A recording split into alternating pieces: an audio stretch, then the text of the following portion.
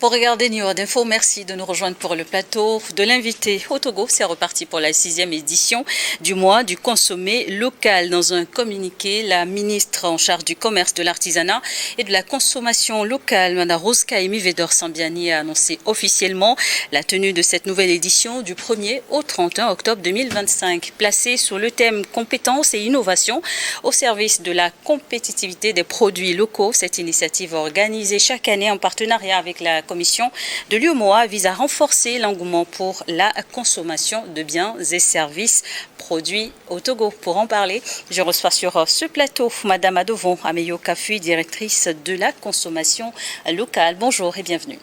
Merci beaucoup, Madame, pour l'opportunité que vous nous offrez pour venir parler davantage de la 6e édition du mois du consommé local que Madame le ministre du Commerce a annoncé. Et nous allons parler davantage de l'organisation de cette 6e édition qui va se dérouler sur toute l'étendue du territoire du 1er au 31 octobre 2025.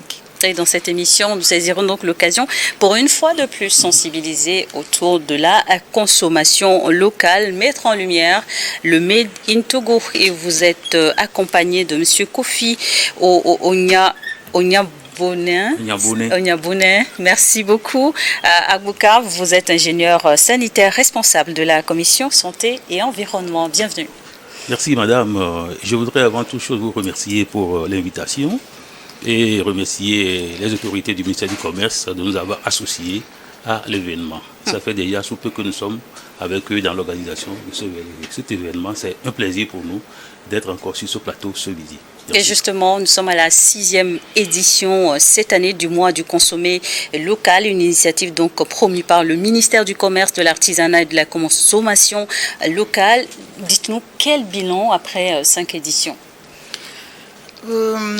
Effectivement, nous sommes à la 6e édition du mois du consommé local. Pour rappel, il faut dire que les ministres en charge du commerce de l'espace communautaire UEMOA se sont réunis en session à Ouagadougou le 25 octobre 2019 pour adopter le mois d'octobre comme étant mois du consommé local. En application à cette décision, le Togo a organisé avec succès à Lomé et dans les 5 régions du Togo les 5 premières éditions sous des thèmes différents. Nous sommes à la 6e édition et les préparatifs sont en cours au niveau du ministère. Nous pouvons dire sans se tromper que le bilan est positif parce que nous avons eu des retombées par rapport au chiffre d'affaires que les opérateurs nous ont communiqué et les retombées de cette célébration par rapport à la création d'emplois et aussi à l'augmentation du chiffre d'affaires de ces opérateurs.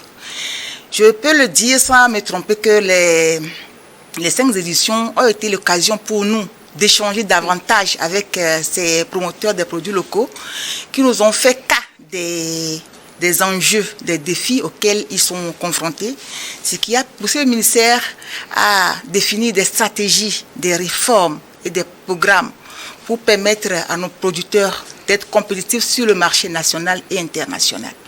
Donc, il y a eu beaucoup d'initiatives qui ont été prises. Je peux citer entre autres la lettre circulaire du gouvernement qui exhorte les responsables des services à s'approvisionner en produits locaux lors de leur cérémonie. Donc, tout ceci a permis à nos opérateurs d'élargir leur réseau de distribution et j'avoue que ça a créé de l'emploi. Et lorsqu'on parle de création d'emplois, certains témoignages nous ont fait savoir qu'ils ont multiplié leurs points de vente. Aujourd'hui, nous pouvons parler sans se tromper du mall, du consommé local, Togo Mall, voilà, merci madame, qui est au niveau du CETEF, où sont distribués exclusivement les produits locaux. Et c'est un exemple, parmi tant d'autres, il y a des vitrines qui sont au niveau de la FAO, et au niveau de l'intérieur aussi, on a des points de vente où les consommateurs viennent s'approvisionner en produits d'origine locale. Un bilan positif, mais en termes d'impact direct sur les consommateurs, avez-vous constaté un changement dans le choix des produits qu'ils consomment? Est-ce qu'on a plus aujourd'hui facilité à opter pour les produits Made in Togo que des produits importés, par exemple? Oui, avec les les initiatives, des dispositifs mis en place par le gouvernement et avec les projets, les activités que nous menons avec à la fois les promoteurs et les grandes surfaces de distribution. Et je pense qu'aujourd'hui, lorsque le consommateur est devant les produits importés et les produits made in Togo, le choix est clair, le consommateur a une propension pour les produits made in Togo. Je donne un exemple parmi tant d'autres. Aujourd'hui, vous allez dans une grande surface comme Ramco ou Champion. Lorsqu'on expose un produit d'origine locale, un jus par exemple, et avec les efforts du gouvernement, le choix est clair avec l'emballage, l'étiquetage et la qualité. Parce que une des préoccupations des consommateurs, ils sont ici présents, c'est la qualité. Mais avec les dispositifs, les réformes mises en place par le gouvernement à travers nos laboratoires. Si je peux citer par exemple la HOC, au niveau de l'ITRA, nous avons un laboratoire, au niveau de l'INH, nous avons un laboratoire. Le consommateur a un choix, n'a pas de choix à faire entre le produit importé et le produit made in Togo. Parce que le goût, la couleur, l'odeur, donc il n'a pas de choix, il va choisir le produit made in Togo. Et nous allons revenir en détail dans cette émission sur ces différents mécanismes mis en place pour accompagner donc les entrepreneurs togolais.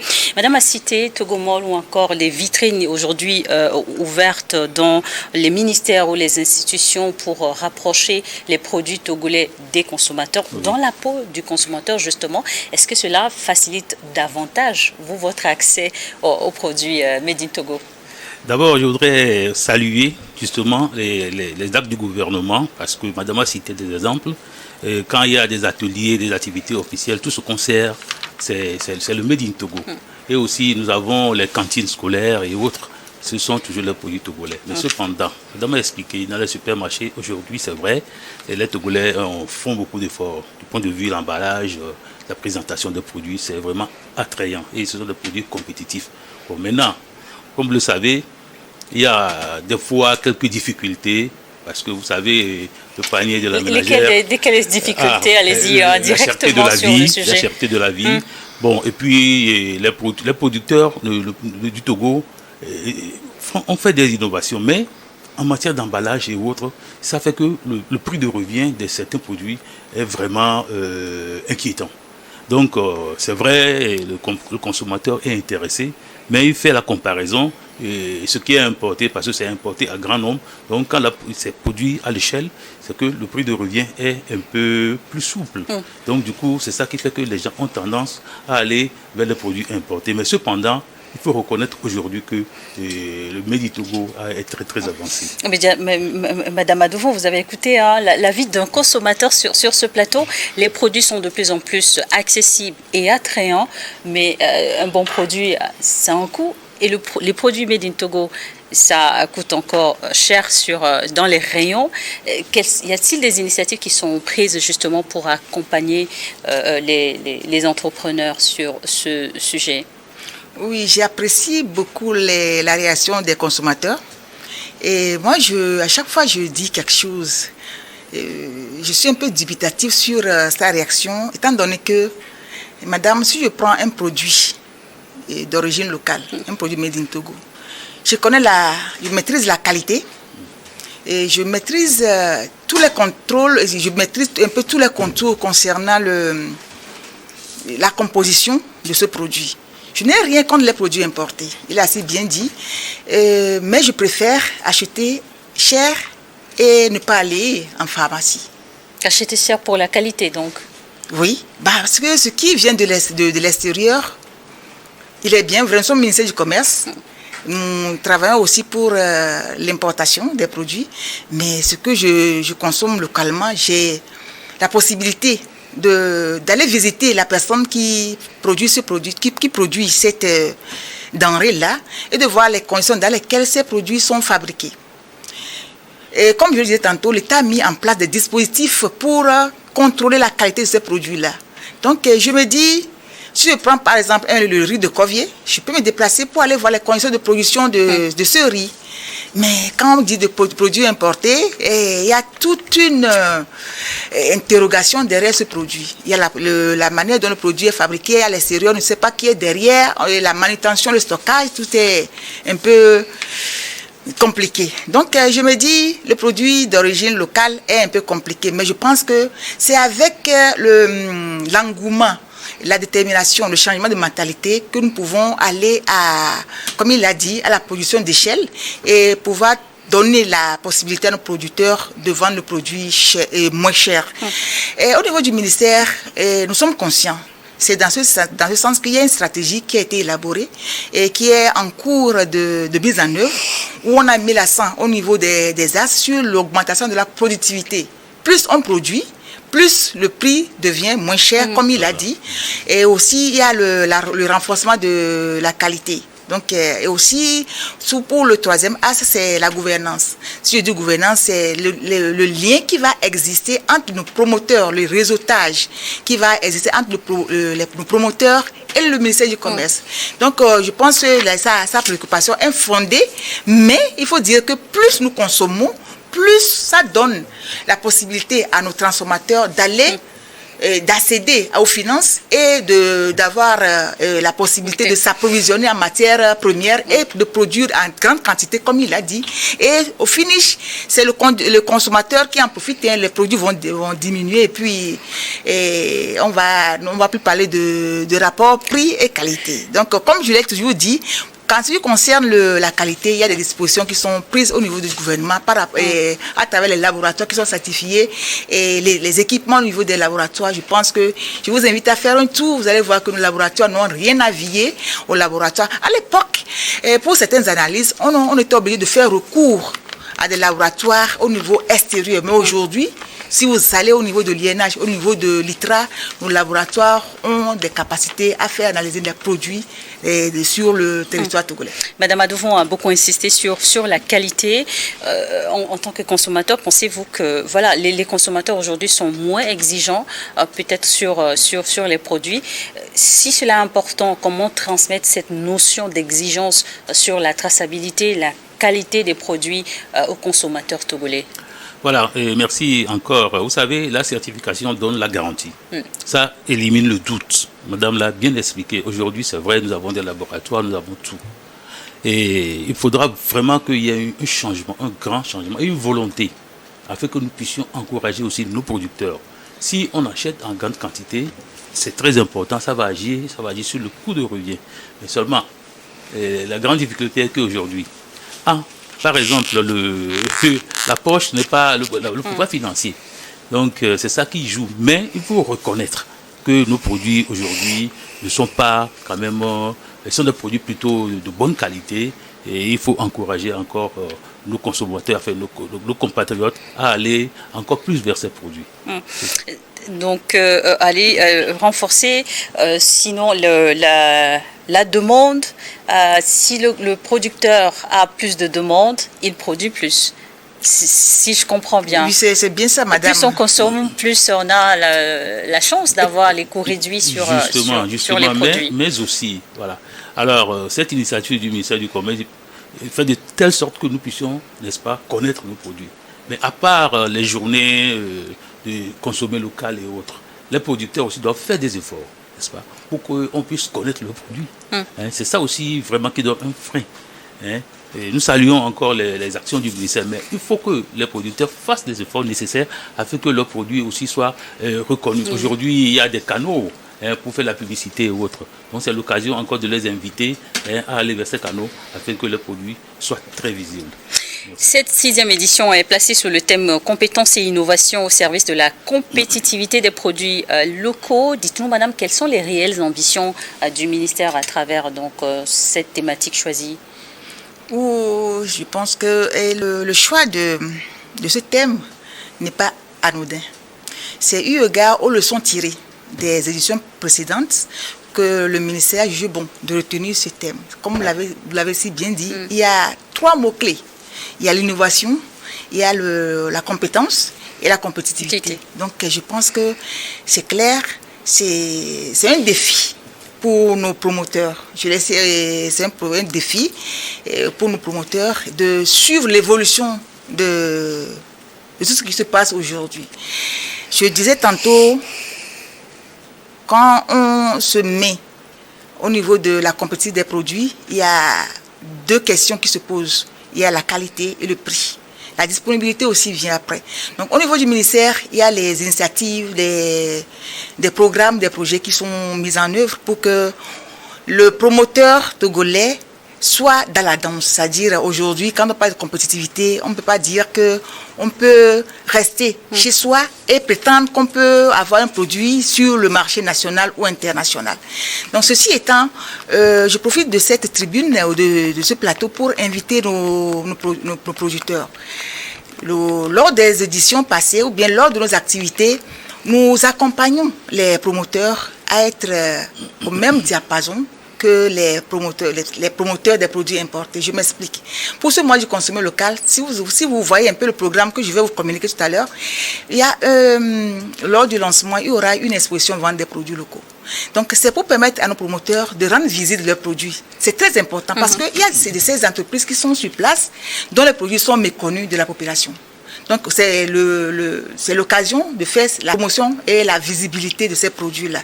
En dehors de ce que nous faisons, lors des mois du consommé local, nous avons au niveau du ministère un magazine dénommé Magazine de la Gazette de la consommation locale qui permet de mettre la lumière sur les opérateurs qui font d'efforts.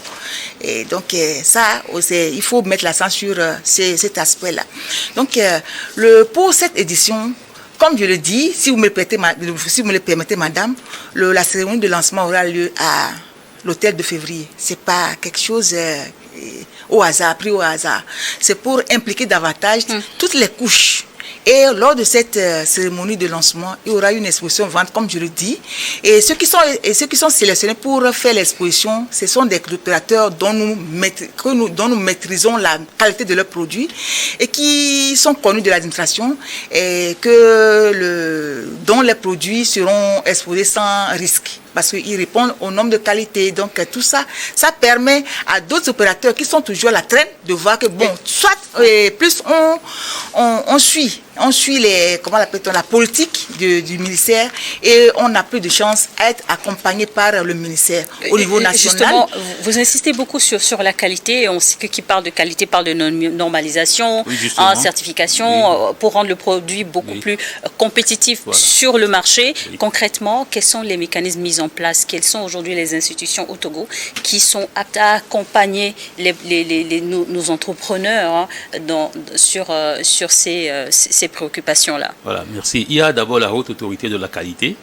et il y a aussi les laboratoires, notamment l'INH, l'Institut national d'hygiène, et le laboratoire de l'ITRA qui accompagne. Donc, comme vous le savez bien, la ROC est en train de faire un grand travail sur le terrain. Avec les normes, ils ont édité des normes togolaises. Donc, aujourd'hui, vraiment, on peut être sûr que tout promoteur et tout producteur, n'est-ce pas, qui veut avancer, qui veut envoyer ses produits à l'étranger, quand il se soumet, n'est-ce pas, aux prescriptions de la ROC et fait des analyses dans les laboratoires certifiés du Togo, je crois que ces produits n'ont aucun problème et n'en auront même pas. Mais tout ceci rentre dans le cadre de la production. Vous nous l'aviez expliqué. Et ça vaut un coup aussi se faire certifier son service ou son produit. Au niveau du ministère, est-ce qu'il existe des accompagnements? Madame, pour compléter un peu ce que viennent de dire les consommateurs, il y a toute une liste de services et de produits qui ont été certifiés, notamment les produits agroalimentaires. Donc, s'il y a certaines personnes qui l'ont fait, ça veut dire que c'est abordable, c'est pourquoi ils l'ont fait. Bon, je pense qu'il y a une liste de 10 produits que nous avons reçus à notre niveau, et notamment les produits, les boissons, les farines qui ont été certifiées. Donc, tous ces produits-là ont désormais un accès facile sur nos marchés.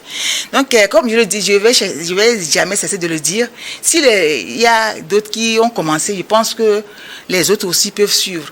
Qui ne risque rien, n'a rien. En matière de business, vos produits sont de bonne qualité et ils sont appréciés par les consommateurs. Et le retour est là, parce qu'on ne peut pas attendre tout de l'État, parce qu'aujourd'hui, il y a les mécanismes pour accompagner nos promoteurs par rapport à l'accès au financement. Il y a des dispositifs qui sont là au niveau du FAEJ, au niveau du ministère. Nous accompagnons même les opérateurs à prendre part aux expositions et foires au niveau de l'extérieur. Donc, à travers les foires Made in Togo et tout ce que nous allons faire tout au long de ce mois, qui constitue un appui, un accompagnement pour ces opérateurs économiques-là. Donc, en matière de business, mais il faut suivre la tendance. Donc, si l'État est là pour faire tout ce que l'opérateur va faire, je me dis que tout le monde va se dire, bon, on va faire le business. Donc, c'est un défi, c'est la concurrence, c'est le challenge. Il faut qu'ils se mettent dans la danse pour être compétitifs et avoir le retour par rapport à ce qu'ils font. Et un autre élément aussi important qui entre en jeu, c'est le packaging. Nous sommes aujourd'hui dans un contexte de la ZLECAf et les produits togolais doivent être plus compétitifs sur le marché local, régional, voire international. Dans ce sens-là, qu'est-ce qui est fait pour accompagner les entrepreneurs ?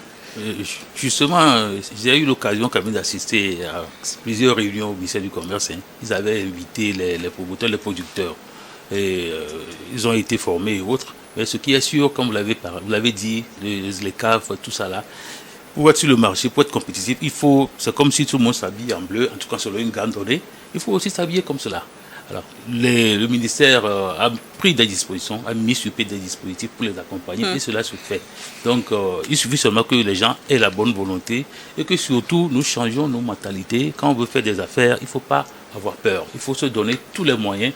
Et quand on le fait et on est dans la cadence, on aura certainement le retour sur investissement. Mais malgré ces dispositifs ou accompagnements mis en place par le ministère pour accompagner l'écosystème entrepreneurial, comment expliquer encore ce gap, ce retard au niveau des entrepreneurs? Qu'est-ce qui constitue donc ce blocus à inspirer, motiver les entrepreneurs à se lancer, mais surtout à comprendre la normalisation, la certification, c'est pas un choix, mais une exigence si on veut exister. Comment faire comprendre cela davantage aux entrepreneurs? Voilà, il faudra beaucoup de communication et de sensibilisation. C'est très important. Quels sont les acteurs impliqués justement dans ce sens? Oui, d'abord, il y a un premier chef, le ministère du Commerce, n'est-ce pas?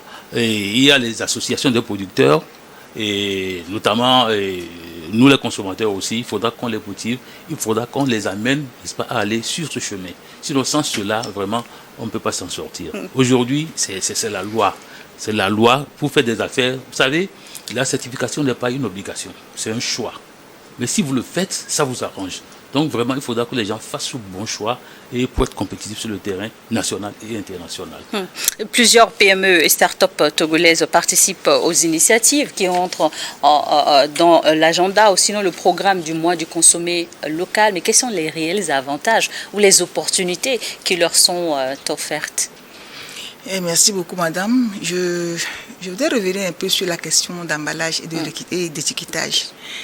Le consommateur a fait cas des ateliers de sensibilisation et de formation que le ministère organise en partenariat, en collaboration avec les partenaires. Je veux dire que le climat qui prévaut aujourd'hui permet aux investisseurs de s'installer sur le territoire togolais et de développer leurs affaires. Aujourd'hui, nous avons au niveau de la zone portuaire et un peu partout, les industries qui sont spécialisées dans la production de l'emballage. Si vous avez bonne mémoire, les éditions passées, nous avons effectué des visites dans certaines entreprises qui font de l'emballage qui n'a rien à envoyer et qui n'a rien à envier aux emballages que nous importons. Je peux citer IMEP, qui est au niveau de la préfecture des Lacs. Nous avons plusieurs entreprises qui font de l'emballage, parfois même biodégradable. Donc, la question de l'emballage ne doit plus poser un problème pour les promoteurs.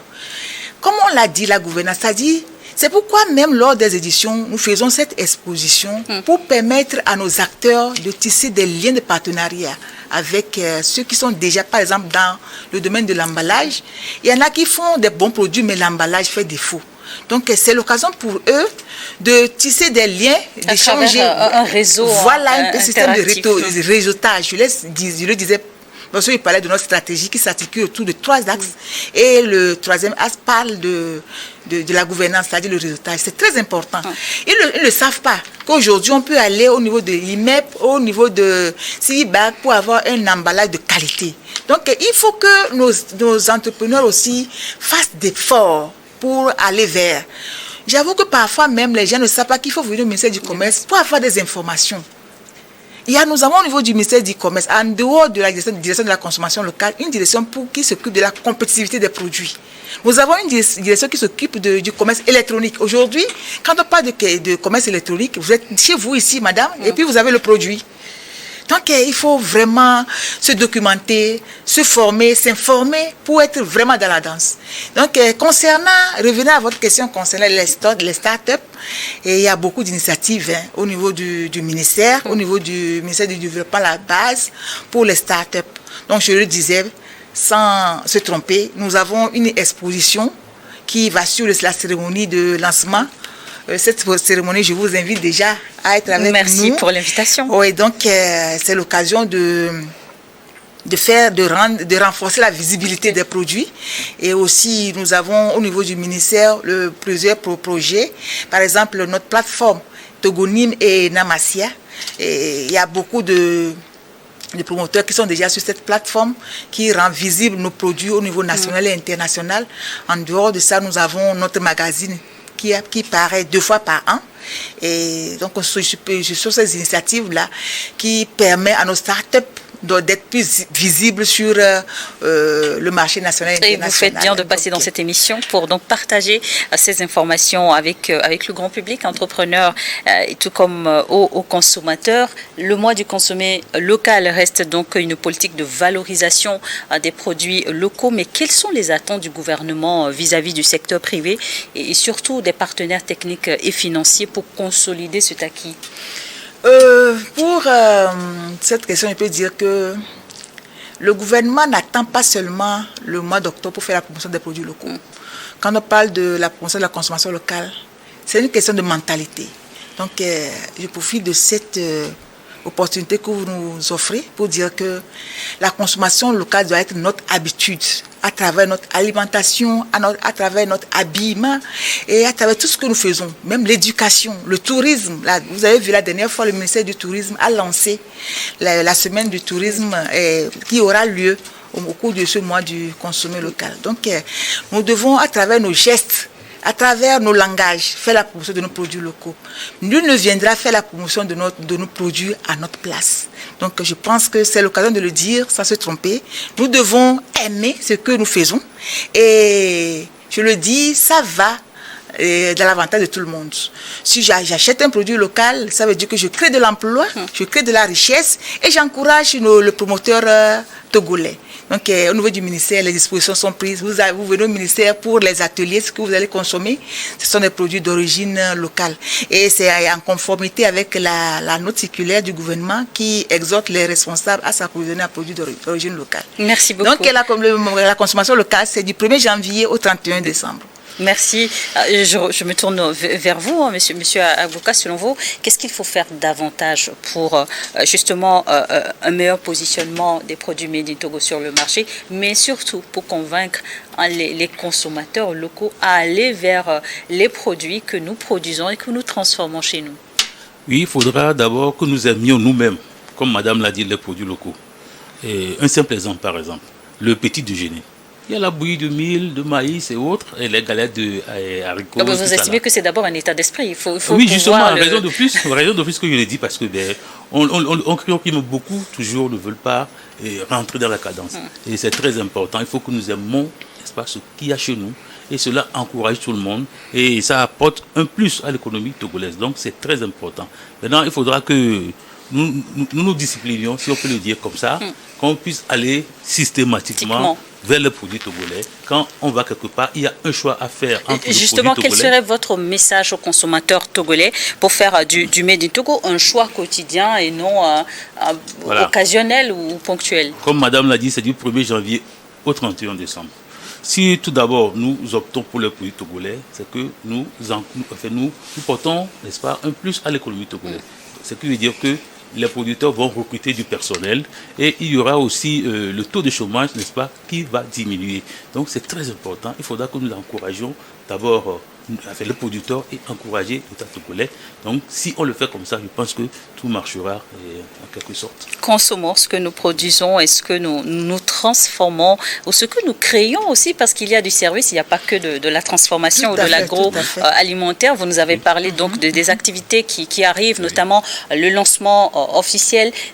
Vous nous avez donné le lieu, mais pas la date, mais surtout qui est-ce qui sont invités? Vous êtes tous invités, je le disais tantôt. Donc, il y a l'hôtel de février qui a été retenu pour le lancement officiel. Donc, il y a tout ce qui concerne, tous ceux qui sont impliqués dans la consommation locale.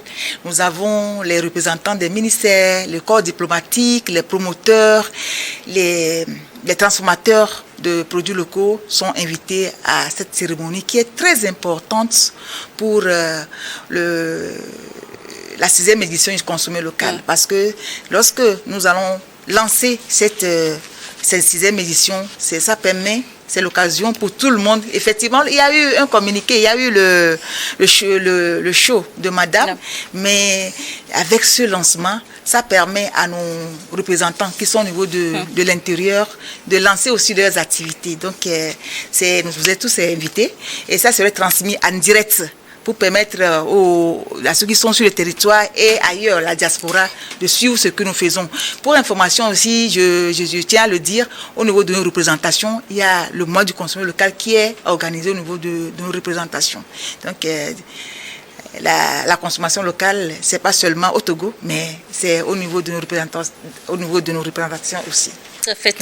Sinon faisons tous du consommé local une habitude pour donc appuyer nos entrepreneurs et ensemble lutter contre la pauvreté. Vous l'avez rappelé dans vos propos. Nous sommes donc arrivés à la fin de cette émission. Merci d'avoir répondu à notre invitation, Madame Adovon Ameyo Café. Je rappelle que vous êtes la directrice de la consommation locale, donc au niveau du ministère en charge donc de la promotion du consommé local, le ministère du Commerce et de l'Artisanat. Monsieur Kofi Abouka, ingénieur sanitaire responsable de la commission santé et environnement. Merci à tous d'être passés sur ce plateau. Merci à vous également de nous avoir suivis.